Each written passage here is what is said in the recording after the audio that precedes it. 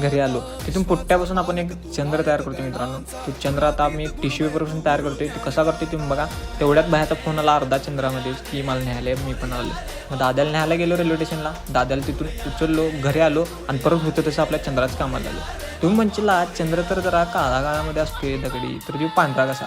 तर थांबा, आपण चाललोय परत तिकडं आणि त्याच्यावर आपण पूर्ण ब्लॅक स्पॉट देऊन चंद्रासारखा आकार देणार. आता बघा याच्यावर स्प्रे बी मारून आपण पूर्ण चंद्रासारखं याला केलेलं आहे.